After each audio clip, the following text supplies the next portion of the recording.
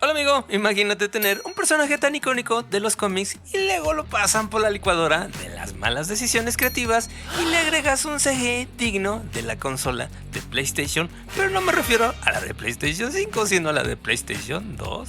Y por eso te traigo las 3 razones bastante contundentes del por qué esta película de Kraven el Cazador está bien chafa.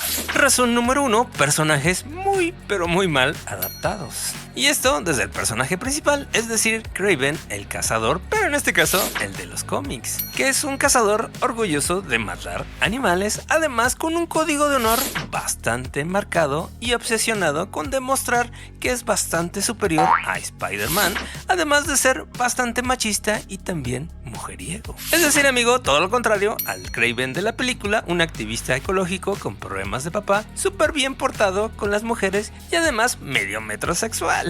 Que obviamente aquí no le echo la culpa al actor Aaron Taylor Johnson, hizo un buen trabajo, pero realmente no se parece absolutamente nada al personaje de los cómics. Pero para mí no es el peor adaptado, sino más bien sería el villano Rhino, que aquí lo ponen como un renerdo con camisitas finas y su mochilita bastante ridícula todo el tiempo, cuando Rhino era un gordo pelón alto ruso bastante descerebrado y también a veces medio inocente.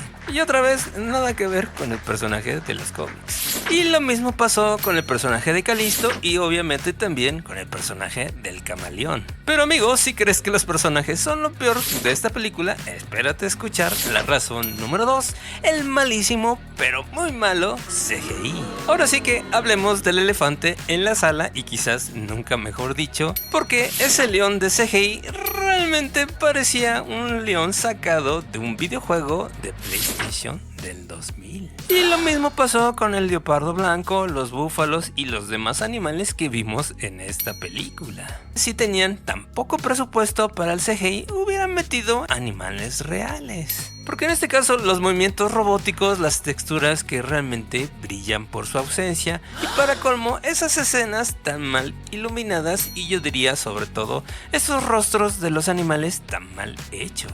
Pero de nuevo el que se lleva las palmas viene siendo otra vez el villano Rhino. Porque realmente el diseño del personaje desde ahí empezamos mal porque la parte superior es bastante mamada y la parte de abajo son unas piernitas flacas con pantalón de vestir bastante ridículo. Y además, claro, la textura, el color y la cara del personaje de Rhino está sumamente mal hecho.